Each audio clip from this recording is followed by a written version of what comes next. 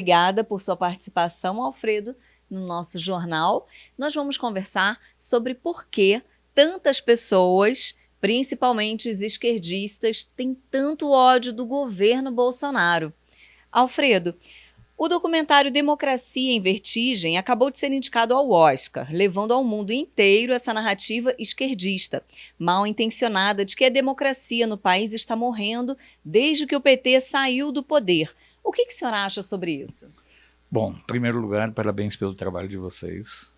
É fundamental que o campo conservador se estruture com ferramentas de comunicação, porque esse vai ser o embate.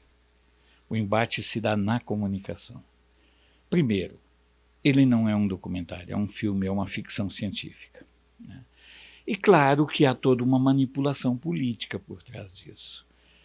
A esquerda, ela jamais foi confrontada dentro dos seus valores. E que valores são esses? São os valores da destruição de uma cultura, de uma civilização. Então a escolha dessa ficção científica, que está travestida de documentário, ela é na questão meramente ideológica. Eu sei que vão dizer, olha, quer dizer que Hollywood é de esquerda? Não, é de extrema direita. Basta ver a forma como Hollywood se adaptou ao politicamente correto. Hollywood, na verdade, ela é moldada pelos interesses de quem faz cinema.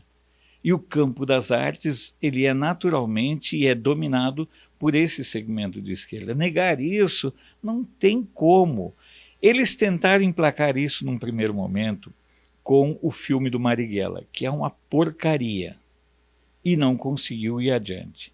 Agora eles estão apostando de novo nesse filme. Eles não vão desistir.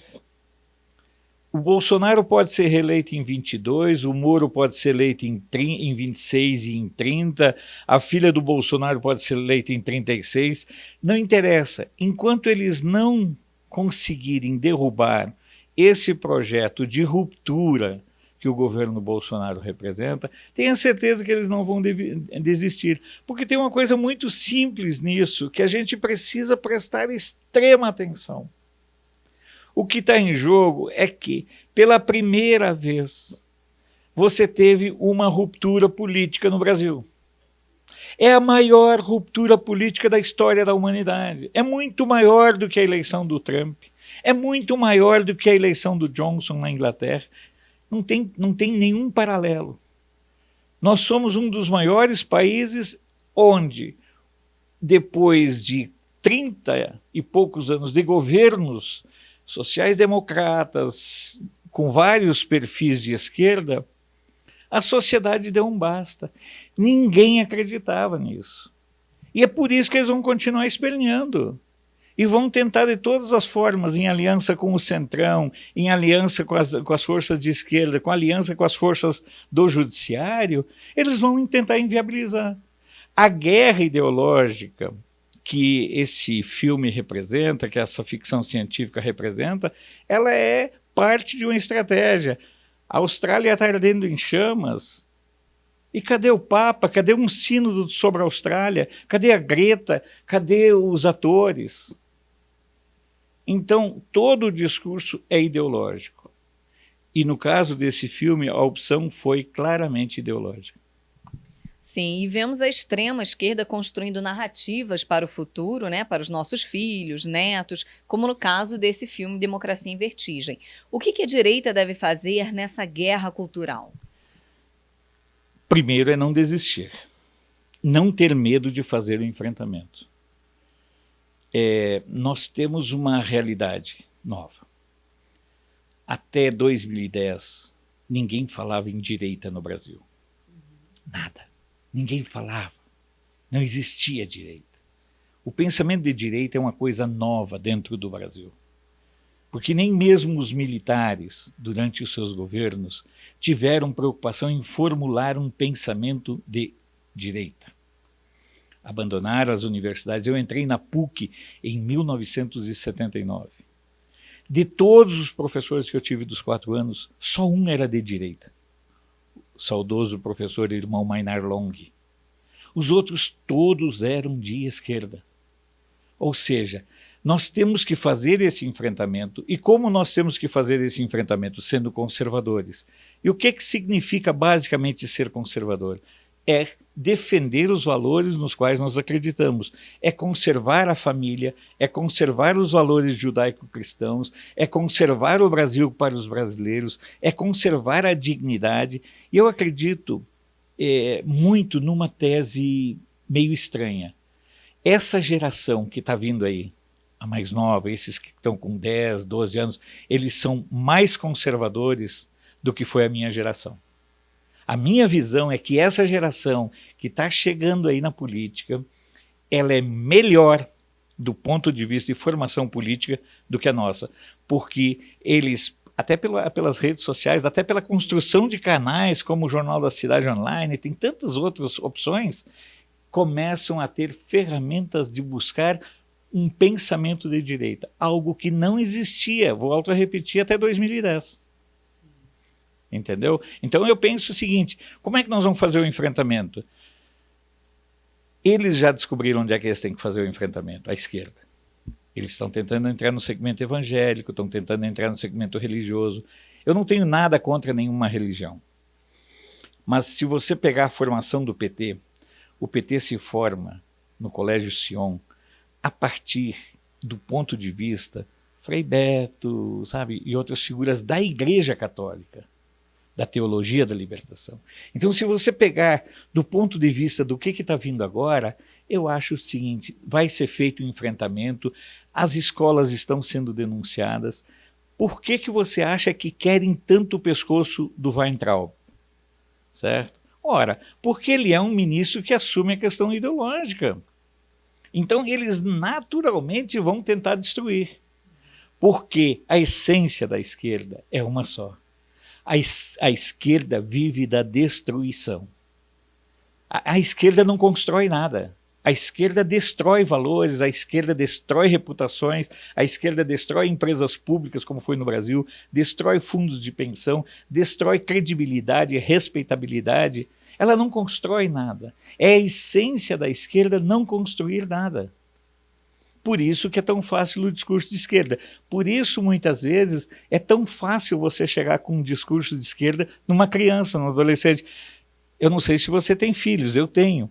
Imagina você dizer para um menino que ele tem que lavar louça, que mesmo ele sendo do sexo masculino, lavar louça é parte da tua formação da estrutura familiar.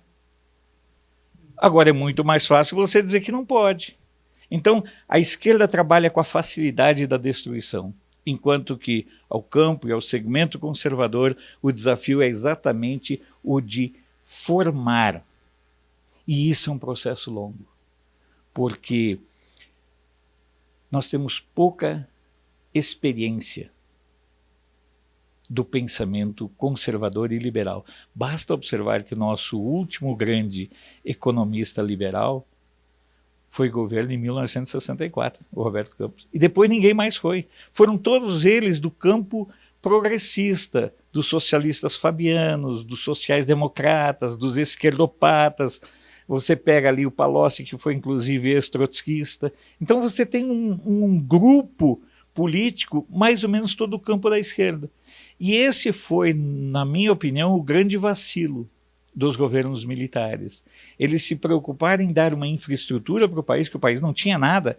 E eu sou do interior do Rio Grande do Sul, certo? E eu sei como é que era naquele tempo. A gente, para qualquer locomoção, você sair de Candelária até Porto Alegre, era 6h30, 7 horas de ônibus, quando não pegava atoleiro. E nós estamos falando de uma cidade a 192 quilômetros de Porto Alegre. Então, é muito difícil. E os militares trataram de fazer isso. E deixaram de lado a academia, e deixaram de lado a escola, e deixaram de lado a parte da formação das pessoas. Deixaram as televisões andar soltas. Ah, você quer o controle social? Não. Eu quero responsabilidade social dos meios de comunicação. E isso foi sendo deixado de lado e, por consequência, o que aconteceu foi que não teve como prosperar nenhum processo de educação dessas nossas gerações. Por isso eu te digo, eu confio muito que essas gerações novas que estão vindo aí, elas são muito mais qualificadas do que nós.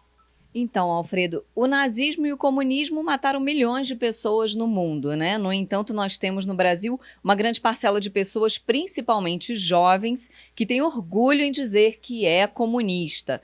Se o nazismo é proibido, por que o comunismo não deveria ser criminalizado também no Brasil? Como conversar democraticamente com quem quer colocar você em paredão e acertar uma bala na sua cabeça, por exemplo?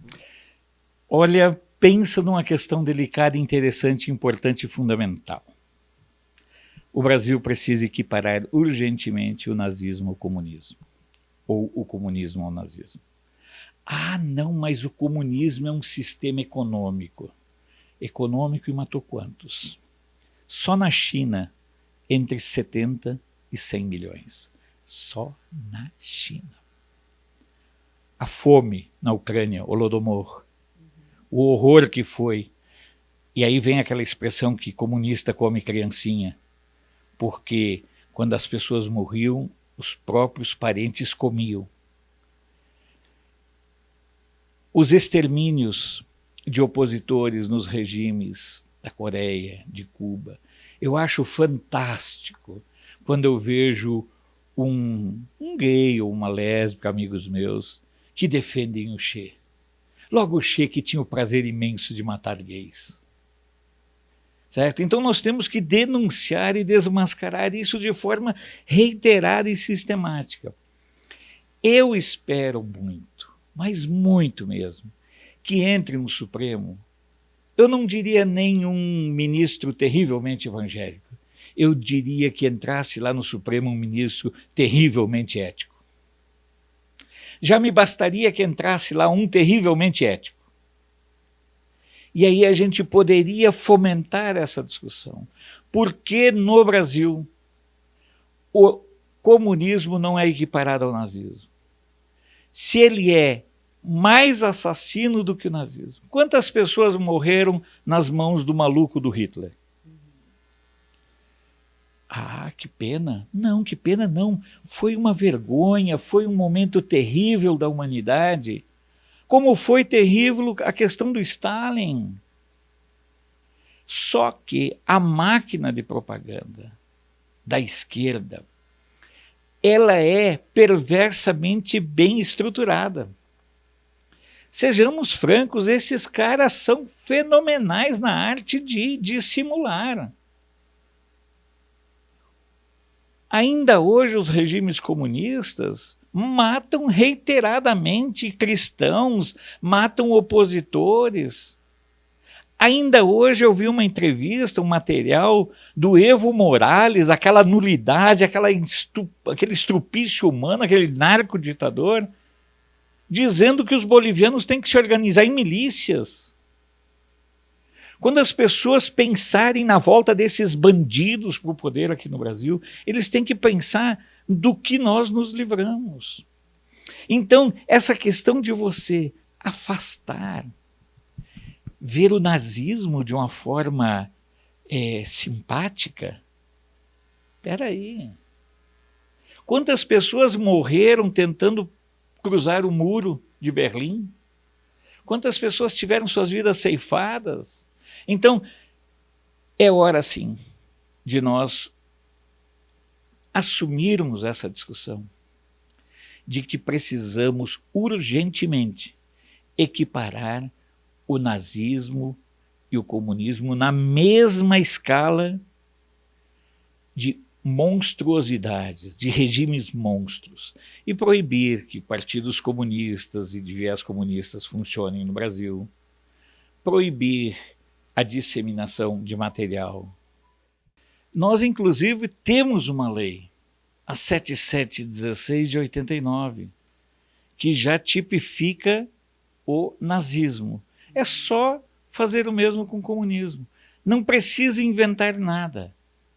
É apenas ser justo com uma questão que vários países do mundo estão equiparando o nazismo e o comunismo no mesmo patamar de regimes assassinos. Seria possível incluir na mesma lei, então? Eu acredito que sim, aqui, até mesmo porque No caso do STF, nós já tivemos o episódio do STF criando legislação, o que é um absurdo, né? Mas, de qualquer forma, eu acredito que seja uma discussão que esteja madura para acontecer.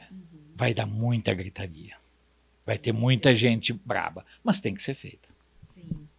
Irã é um país que não respeita os direitos humanos, né? Que persegue cristãos, onde as mulheres são apedrejadas, que apoia abertamente grupos terroristas e já prometeu várias vezes varrer Israel do mapa.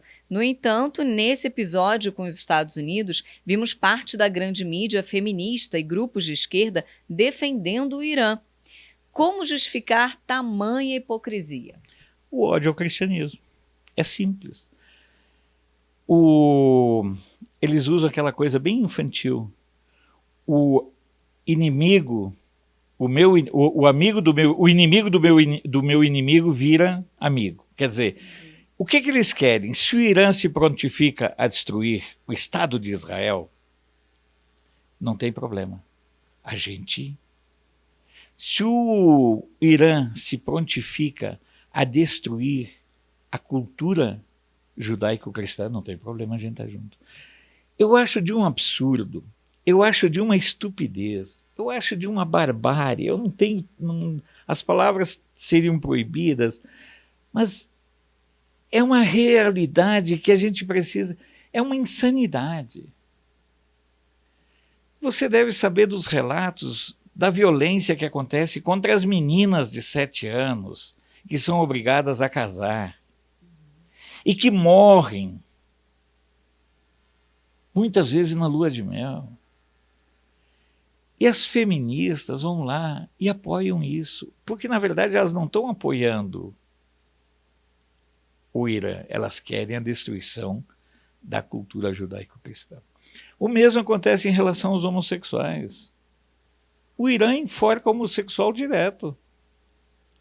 E manda o Jean Willis para lá, manda fazer uma passeata gay. Eu tenho um amigo meu muçulmano em São Paulo, e eu fico sempre brincando com ele. Olha aí a passeata, vamos fazer uma passeata? Não vão. Pede para o pessoal do Porta dos Fundos fazer uma sátira, uma paródia sobre Maomé. O Salman Rushdie, vive ainda hoje na Inglaterra, autor dos versos satânicos, ele é um condenado. Ele é um homem morto que anda pelas ruas. O Charlie Hebdo fez uma charge, os caras destruíram. Quer dizer, teria que a gente analisar do ponto de vista da psiquiatria a cabeça de um esquerdista. Porque é uma cabeça tão doentia, é uma cabeça tão cheia de contradições, que você não pode discutir a sanidade do que a esquerda pensa e defende, do ponto de vista daquilo que eu acredito, do ponto de vista que a maioria do povo brasileiro acredita. Por quê? Porque eles querem varrer Israel do mapa. Não vão varrer. Não vão varrer jamais. Já levaram tantas surras nas batalhas desde 1949. Às vezes me dá a impressão que tem grupos de árabes que gostam de apanhar. Entram na guerra sabendo que vão perder. Israel não vai ser varrida do mapa. O que precisa a mídia brasileira parar de ser canalha? Houve intensa comemoração no Oriente Médio com a morte de Soleimani. Intensa. Basta observar como está sendo a questão das manifestações lá. Nas últimas manifestações, milhares de iranianos foram mortos a mando de Soleimani. Sem ele, as pessoas estão readquirindo coragem. Eu não acredito, sinceramente, que o regime dos ayatolás caia. Mas eu acredito que, para aquele discurso monolítico, aquele discurso de que morreu um herói nacional, eu li uma entrevista na Deutsche Welle e dizia que as pessoas estavam indo lá para comer.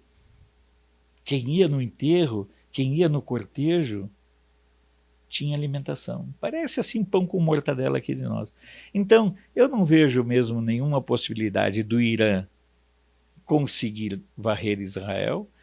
Fico com muito sentido pelo fato de que as feministas, feminazi, os movimentos LGBT não se dão conta de que lembram a música do Lupicínio e do Rodrigues, né? Eles vão ao inferno na busca de luz, certo? Então é uma coisa muito, muito perigosa, porque isso também passa pela manipulação da informação. A extrema-esquerda, o centrão fisiológico e parte da grande mídia parecem fazer parte de um só grupo, né? Como até o senhor estava explicando, e com o objetivo claro: destruir a economia, gerar desgastes entre os ministros e derrubar o presidente Bolsonaro. O senhor, acredito, né, acredita nisso também, né? Mas qual é o objetivo disso tudo? Olha, veja bem, é bom sempre fazer um resgate histórico rápido. O Centrão surge no governo do Sarney. Quando eu começo, toma lá da cá, eu era assessor técnico da Constituinte. Aí, para aumentar o mandato, ele foi cedendo ministérios. Depois você teve o governo do Collor, que foi um governo meio maluco, mas que ele não negociou. E quando ele tentou negociar via Jorge Bornhausen, já era tarde. Aí entra uma fase que eu digo assim, que é uma bola de neve. Começa com Itamar, que criou as bases do Centrão moderno, se aprimora com o Fernando Henrique Cardoso, principalmente quando ele consegue a aprovação da privatização de empresas públicas, do sistema Telebrás e tudo mais, e a aprovação da emenda da reeleição. Ali o Centrão está formado. O que acontece no governo com a chegada do bando do Lula? Aquilo que era uma coisa assim, conversada, virou institucional. O roubo virou institucional. Se institucionalizou a bandalheira. O que era aceito virou norma. Quanto pior fosse o sujeito, quanto mais ladrão fosse o sujeito, quanto mais inútil ele fosse, desde que ele garantisse votos, mais importante era para manter o poder. Eu lembro que eu fiz uma entrevista com José Genuíno em 2003, 2004, no edifício Varig, que era onde era a sede do PT, quando o PT ainda estava começando a roubar, e ele me disse o seguinte: um dia, quando souberem o que nós pagamos para garantir a governabilidade, nós não seremos perdoados. A sociedade descobriu. E realmente não perdoou, e hoje o PT é sinônimo de corrupção e tudo mais. O Centrão, junto com a oposição, controlam o Congresso Nacional. Eu diria que o Bolsonaro pode contar com algo entre 70 e 90 parlamentares. Todo mundo lá é bandido? Não, eu acho que existem pessoas honestas. Eu acho que existem parlamentares, senadores honestos. Mas na sua imensa maioria não passam de punguistas, não passam de fisiológicos, não passam de pessoas que estão lá para legislar e defender os seus interesses e os seus patrocinadores. E isso é uma coisa muito grave, porque nós chegamos no ponto de uma agenda de ladrões querer comandar o país. Eles contam com o respaldo do judiciário, eles contam com a cumplicidade da mídia, e eles contam principalmente, aí uma responsabilidade nossa, muitas vezes com a omissão da maioria. Porque se nós somos a maioria, nós temos que fazer valer. Esse ano é ano eleitoral. Nós vamos começar a fazer a limpeza nesse ano. Porque, veja bem, quando a pessoa elege o vereador lá em Candelária, lá em Campos, lá em Araguari, em qualquer cidade, ele elege o vereador, mas também elege o cabo eleitoral do deputado federal a ser eleito em 2022, do deputado estadual, do senador e do governador. Então, eu ao mesmo tempo que eu tenho uma imensa preocupação com o atual momento, por conta do poder que o Centrão tem, porque o Centrão sempre viveu de muito dinheiro e hoje ele não tem esse dinheiro. Quando você anda ali no Salão Verde, vocês andam ali, então vocês sabem a angústia desse pessoal. Eles não sabem fazer política sem muito dinheiro.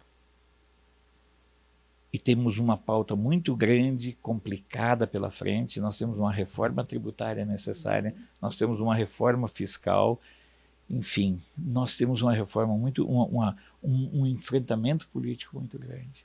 E eu tenho medo, confesso para ti, que mesmo eles sendo criminosos e bandidos, e por isso mesmo eles possam de repente armar alguma coisa para derrubar o presidente Bolsonaro. Não creio que eles tenham coragem. Eles vão continuar fazendo isso, engessando aqui, engessando ali, certo? Aprovando como essa lei do abuso da autoridade, vão continuar fazendo essas barbaridades, o orçamento impositivo, essas coisas que... E, na verdade, muitas vezes as coisas pequenas são potencializadas pela mídia. Então, uma discussão adquire uma repercussão muito grande porque interessa também para a mídia fazer esse enfrentamento. Sim. O assunto está quente e muito esclarecedor, né? Mas essa conversa com o analista político Alfredo Bissoff, nós vamos continuar amanhã. Então, eu peço a vocês que continuem acompanhando a gente na TV Jornal da Cidade Online para mais esclarecimentos e mais polêmicas sobre esse assunto, não é mesmo? Com certeza. Eu acredito o seguinte, está na hora do brasileiro aprender a pensar por sua cabeça. Sim. Certo? E outra coisa, eu, por exemplo, sou gremista, você é flamenguista. Nós podemos discutir futebol, e por que raios nós não podemos discutir política? Política é coisa assim para ser discutida em mesa de bar, na padaria, na porta da igreja, até em velório. Nós temos que... A gente discute futebol até em velório. Com certeza. Então, enquanto nós continuarmos achando que não podemos discutir política, na verdade, nós estamos deixando que eles continuem mandando na política. Então, vamos continuar discutindo sobre política amanhã na TV Jornal da Cidade Online. Nós esperamos vocês.